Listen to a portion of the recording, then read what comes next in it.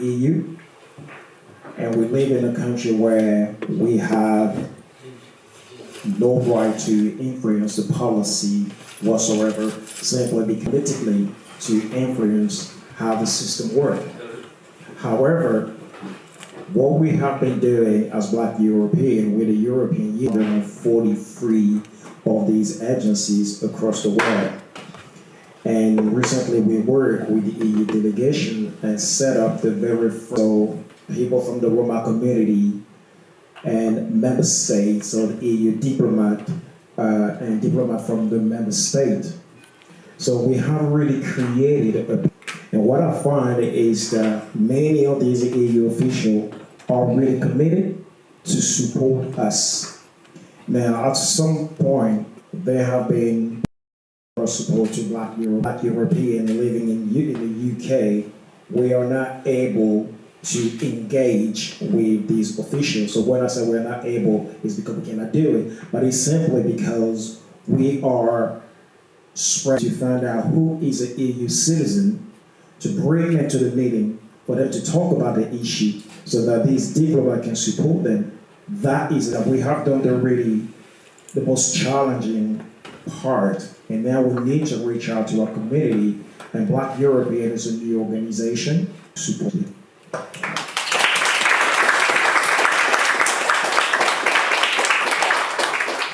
Well, thank you very much again to Aki from Black Europe. With the mic.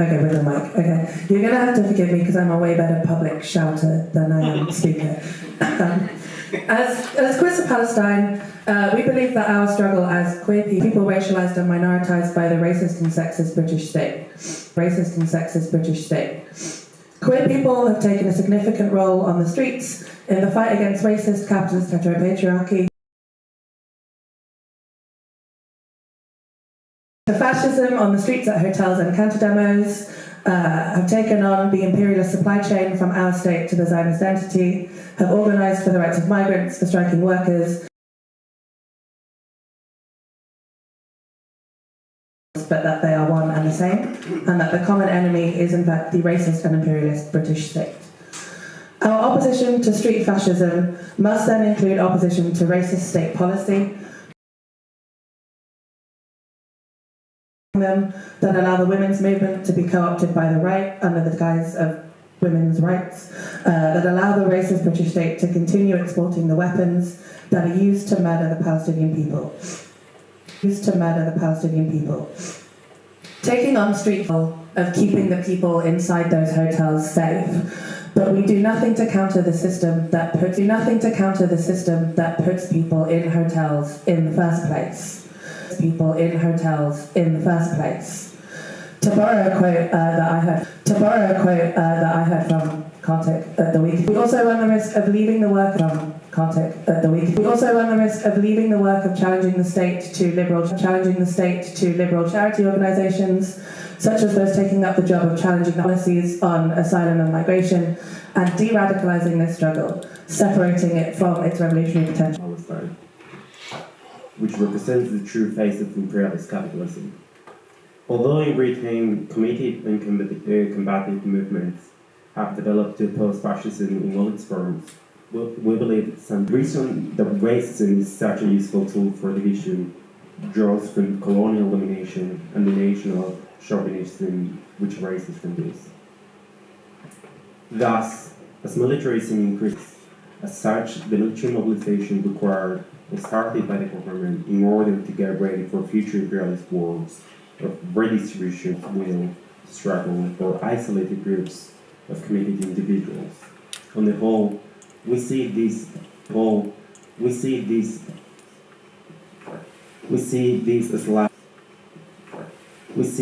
as lacking in a serious approach to dynamic that are made on this basis for demonstrations. But our intention is that these platforms should be more organized and more permanent. This is not a call to only mobilize the street, a base of united struggle of workers and all oppressed people in the broadest sense. To sexual violence by the dominant caste landowning farmers have been pivotal in the movement for landless labourers to reclaim land that they are entitled to. These women raised how alleviating this. In terms of worker struggles, I want to mention the Bengali Muslim migrant workers in Delhi and the surrounding areas, Muslims and from Dalit OBC backgrounds. ILS is actually currently fundraising for their legal fees and struggle fund, so if you'd like to donate, please see our Instagram or speak to me or state military, paramilitaries and police forces in occupied Kashmir, in Punjab during the insurgency, and currently in the forests of central India under the genocide and Not Defend campaign, addressing the rising risk of sexual harassment. Well, that was a broad and intense set of questions. I love that.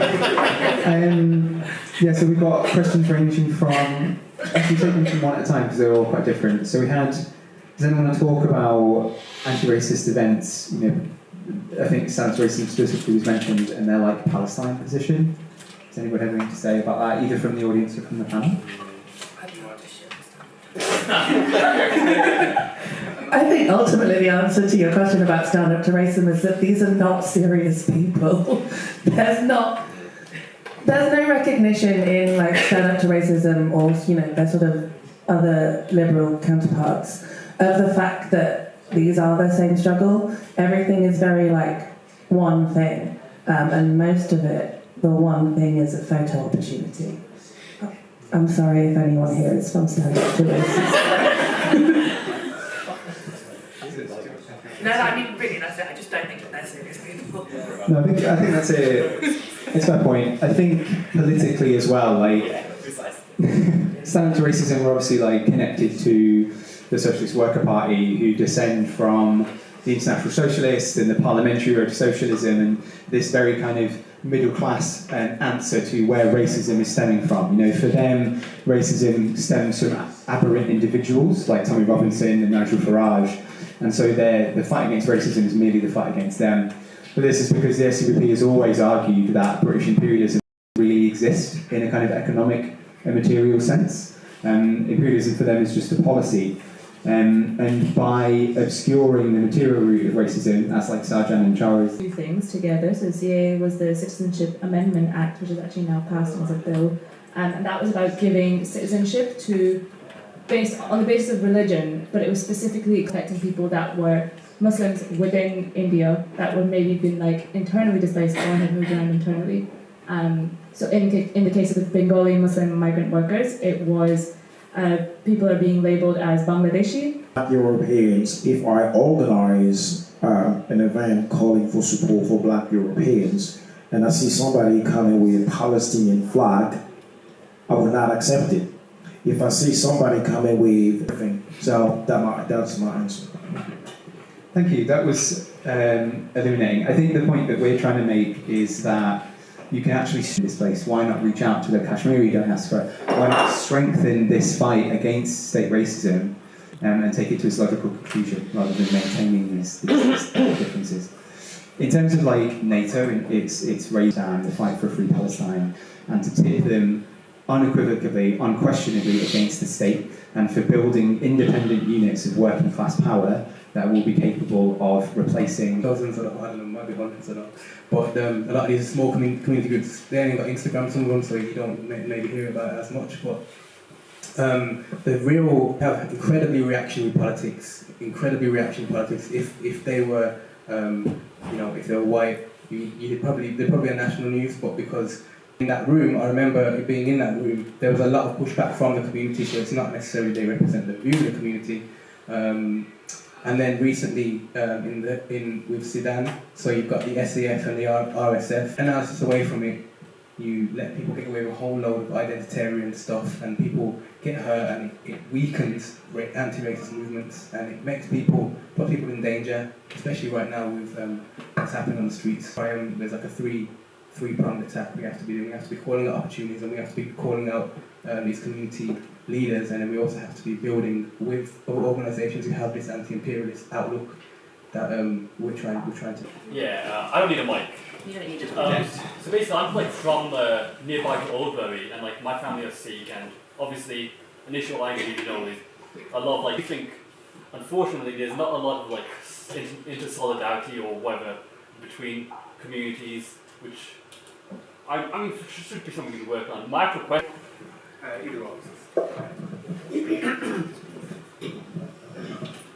Okay, thank you. One of my questions is to Aki. How do you define black? Who are your constituent members? I only ask because I come from a tradition where black meant not descent. And within it, it's joyous to see so many women who are, young and political and out on the streets and other issues than just the Palestinian one. And it's almost like, when there are the political struggles, very few of them. Their roles within the state. I wanted to bring up how if we've got all these parties who are like faux revolutionaries, actually, or a movement that genuinely challenges the state, but the state does everything. And I think, I just wanted to ask the best way to combat these opportunists on the ground, on the streets, and just. Also had questions about political blackness that I'll bring to Aki in a minute. The Palestine movement and how we link it to wider struggles, and then opportunism. Off to spread into Birmingham as well. Mostly made up of people who. Stoke as well. That's long-standing. Yeah, that's a long-standing. Yeah, okay. Stoke as well. So around the West Midlands. Is Stoke in the West Midlands? I don't know. It has to be recognised that these things have been talked about internationally and we're here. A lot of we work on local migrant issues. We've got so one of the things that I mentioned, Operation Kagar. We want to raise awareness about that because that is something really horrific that's happening in India right now, and against. Yes, thank you for your question. If you ask somebody who are a citizen, or if you just blackness being defined as an anti-imperialist against empire through the Labour Party black sections and identitarianism, this kind of stuff. So there's with Queers for Palestine is to make sure that the work that we're doing isn't sort of like blinkered.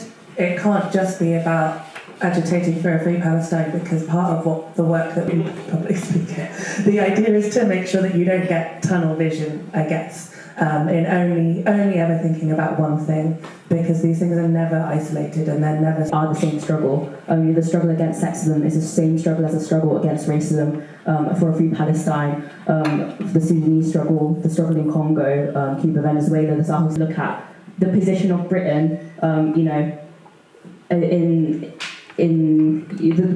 the position of Britain in comparison to the type thing. I think the Palestine movement, especially in Birmingham, because we can talk, because we're the Birmingham branch of Federation for Imperial and inviting Labour MPs, that sort of thing. But the fact that we've seen so many groups pop up in kind of opposition to that, for their own, it might not be saying no, they have the right to resist however they see fit, just like any other anti-colonial movement around the world for the past 100 years has that day. Therefore, they'll be able to see the split in the working class, and that it has a knock-on effect, I think. So I personally, I think, if you're a Palestine event, you can talk about trans rights, or if you're at the Big Workers' Strike, you can talk about Kashmir, or just try and tip things up a little bit so that it raises the consciousness a little bit, right? And then it will hopefully strengthen. More than anything, just talking about Israel and such, and that authority that they used to wield has been completely smashed, and it's great to see. And I think, in answer to you and Omar about how do we deal with opportunism and how do we take the kind of Palestine movement to other questions, it's already oriented people against, or at least their common enemy that we can immediately deal with. Obviously, we can't really do much about Israel from here, but we can deal with Britain. Also, you said, I can't remember exactly how you worded it, you said if they were radical, the state would not allow them to exist or something. And I think what's more pertinent to point out is that much that the police can't get away with.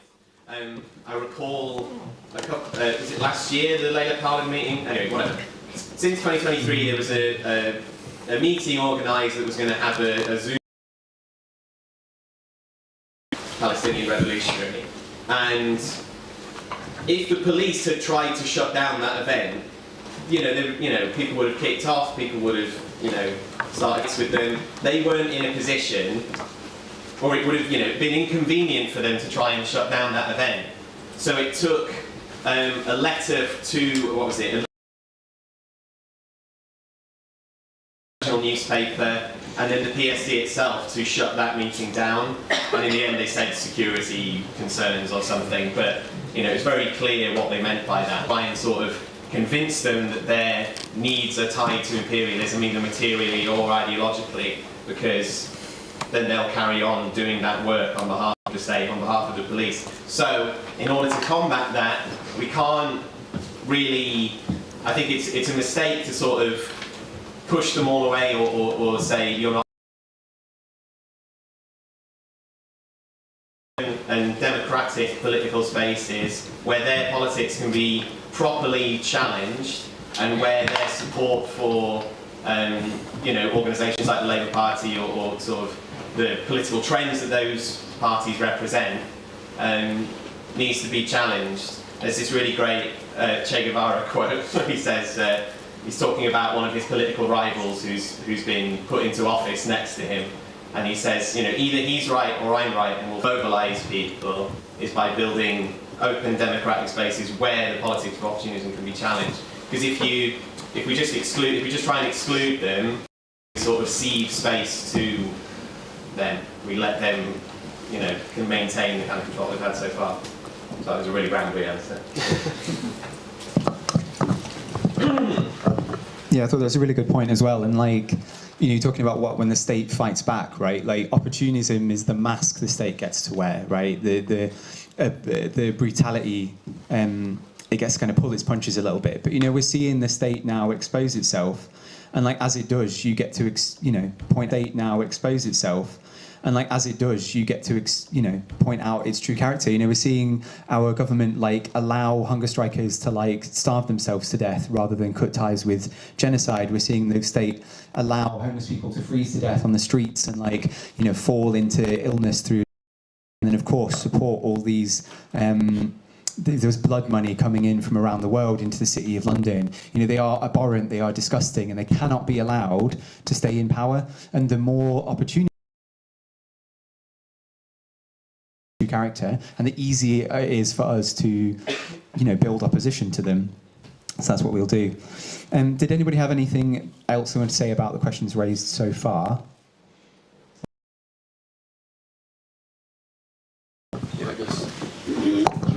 I guess it follows on partly just from that, but also from what Sarjan was saying earlier about and other people were saying earlier as well, about the divisions within our communities and the really sort of chauvinistic and stuff. I definitely have said that. I do agree with that, but it's in some sections starting to become a bit less so, especially in Birmingham, where we've got people that are at Palestine, and we've got people like Shakil Afzal who are taking up a lot of space in the movement, who cut his teeth by campaigning against education, about the fact that some people and that the British Army shouldn't be supporting Zionism because it should be in the Channel. So, with people like these and these elements that are lingering around in Birmingham and all the landlords. So, does anybody want to come back on that? I mean, I can, but lots of people haven't spoken.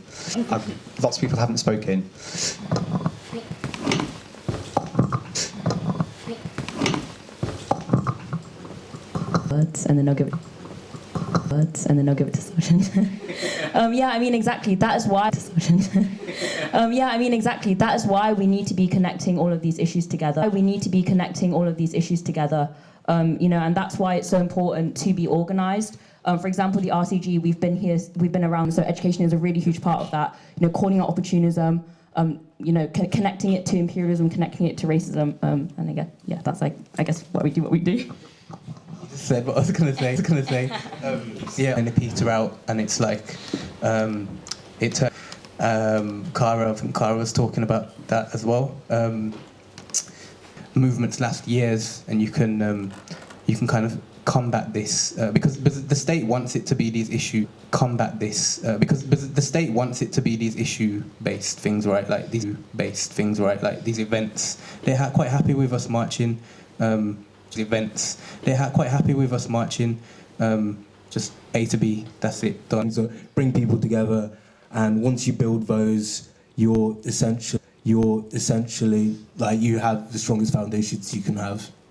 Like you have the strongest foundations you can have. Independent lines of attack to unite. Independent lines of attack to unite thing. I guess there's a question for all of us in this room about how we do that, not just in speech but in action, about building, trying to advance that struggle from economic to political struggle, from economic to political to the social demand with the internationalist characters that our comrades in ILS would be able to provide. Against gentrification there. At this point, lots of different organisations came together to join the protests to fight back against the Turkish state. And at the same time, Daesh Bani, at which point the Turkish state worked with ISIS to attack the people doing this work. So what I mean by this is when we talk about connecting, it has to be with these. Just a couple of things. I mean, in terms of that practical solidarity, it's really important, and we have our campaigns in solidarity with Cuba against the blockade. But I think in general, what we're talking Palestine movement not dying, but doesn't always have the strength that it did. Dying, but doesn't always have the strength that it did, right? But in each wave of movement, different organised trends. In each wave of movement, different organised trends will attempt to. Okay, I'm going to start with it's nice to be at an event such as this. Because I'm not sure, I feel like a lot of people in this room are probably quite tired. At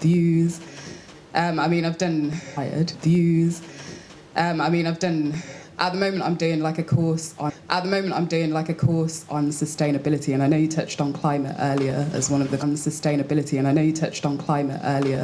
the conversations. And then I feel like I've got something to say to each of you in the panel base. Obviously, I am a young black woman in this society, and I don't necessarily have an outlet. And whilst I will make all these plans, a robot will tell me I'm clever, and egalitarian, and Yeah, thank you for that. You reminded me of something that I meant to say just now. But I mean, I think if anybody that is feeling alone and disenfranchised, that's something. Yeah, please do, yeah. Something. Yeah, please do, yeah. I guess in regards to what you're saying. I guess in regards to what you're saying about the different outlets. Right now. Sorry, I'm really tired. It's been a long day. I also wanted to add before we finish that there's going to be another or anyone in Young Struggle, we can link you with the group chat. That's okay. Is there anything else you wanted to? I came here, but I'm here tonight for one simple thing: is action. And as I said at the beginning, is because I'm engaged with diplomats on the one hand who want to help people, EU citizens from ethnic minority background who post-Brexit or have a permission to, have been living in the country but now can no longer stay in the country because either the Home Office has about the issue and work together to address those issues. So if you know somebody who hold an EU passport and is struggling in the community because either they haven't applied to the Thank you. There was a question at the back here. But just as well, if anybody, we're coming towards the end, but if anybody who hasn't spoken wants to say something, I encourage you to. I mean, you've all got important things to say and contribute. No, I'm not from Birmingham, I'm from London originally. No, I'm not from Birmingham, I'm from London originally. I run a few projects for women, I fight for like violence against women and girls. But I hear, I suppose what I'm saying, I think I'm hearing is a lot of, and this is across the board under the current of digital space, my connections with the black community, with Ibrahim Tory in Africa and the Pan-African, but as UK. And I think silently of us as the black community, and I want to be really open, you have to understand each individual race, right? And their fundamental issues. And black people have faced this for a very long time. And I probably get emotional because people, you could look and probably hear this if you speak to more, is we're tired. So division isn't, we can't be like in so long. We've been raised by, I'm 43, I've been raised by Windrush generation. I've seen it back home, I've seen it with relatives and friends from Africa. I use my language, colours of complexion. So for us as a black community, when we're talking about solidarity, we didn't march, no one's marching.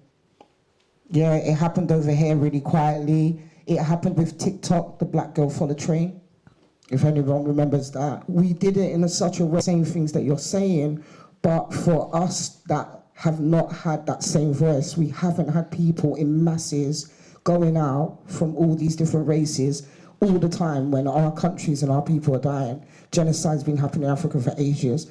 You know, we've seen the boy in Birmingham that was chased past that McDonald's in Birmingham not too long ago and do things, but it has to have this pure understanding. And I think, personally, white supremacy and what you talk about,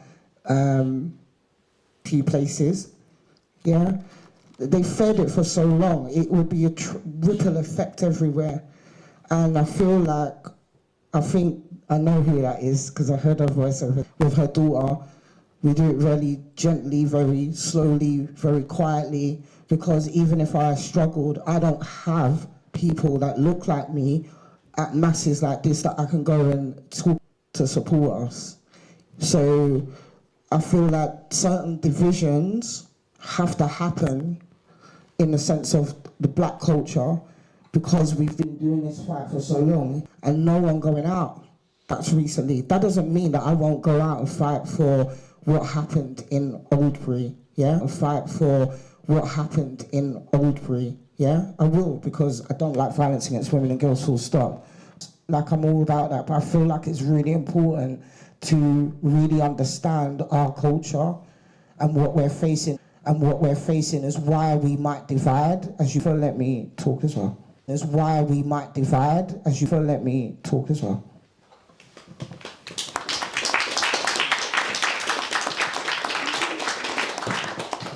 When people's talking about what's the next step, I think that is a great, seeing people here you've never spoken to before, speak to them.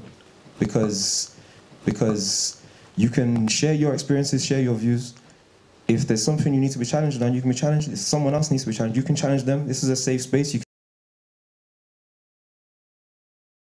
can share this understanding and move forward as a larger group. I came here today by myself.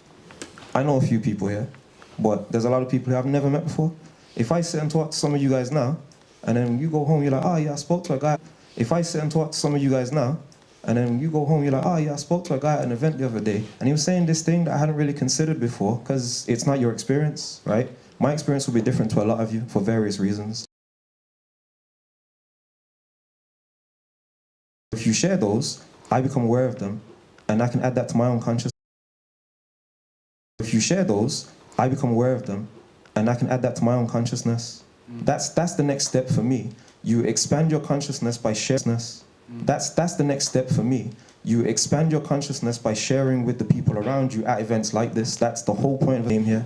And then when we get back together again in another group, or some of you are here the next time, some of you aren't, we go to different groups, we speak to people in our lives, we pass that on. So one person becomes exponential growth, that's how you ripple it through the population. You can just be one person affecting your small corner of the world, and that's enough, right?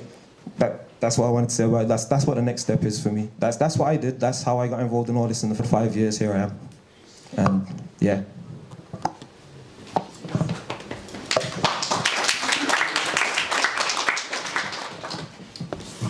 Hello, sorry, just want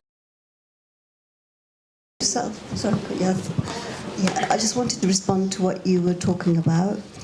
As you can tell with my grey hair, I'm old, but about 45 years ago in Birmingham, that come to meetings and maybe say a little bit, but in the past we have been quite active, and we looked at issues of violence against women, anti-deportations, but we're very connected into an anti-imperialist viewpoint. As we said, we're not very active, but we might be able to work together in some ways. Okay, thank you.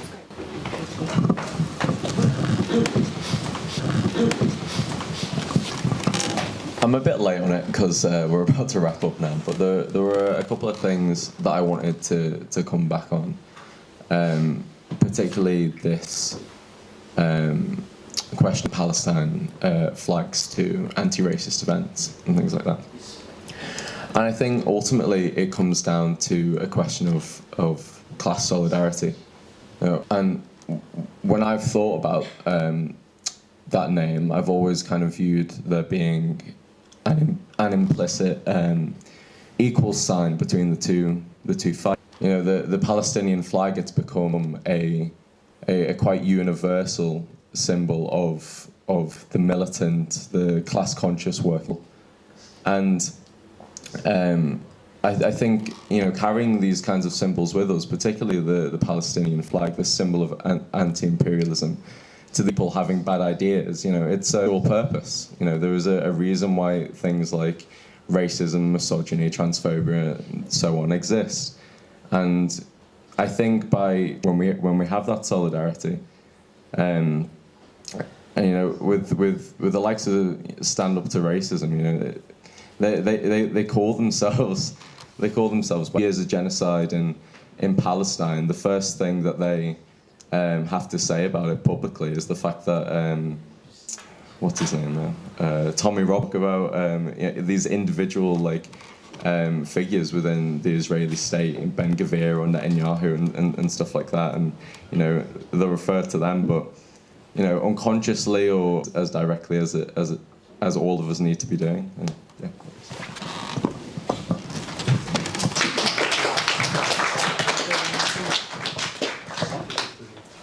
We are out of time. It's been, like we said at the start, the anti-racist movements of the 70s and 80s who were in our communities, the Black Power movements, the Asian youth movements. There was this disconnect between politics and the people.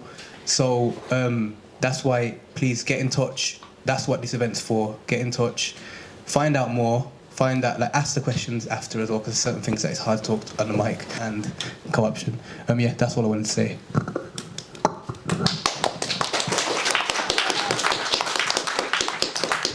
Upcoming meetings or protests, please do that now. Did you want to do that now? Did you want to talk about what's going on Saturday? Yeah.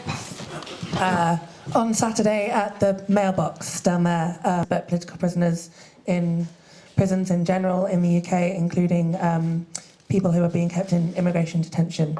So if you'd like to come. Sarjan, you quoted Fidel incorrectly earlier, which is a travesty. Sorry, but I think the United States is gearing up for war against the Venezuelan state, against the Venezuelan people.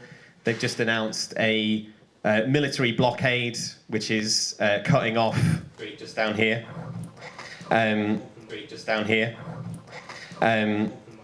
Yeah, open mic, absolutely, always open mic. So please come along to that. We have our Fight Racism, Fight Imperialism supporters groups every 2 weeks. We have our Fight Racism, Fight Imperialism supporters groups every 2 weeks.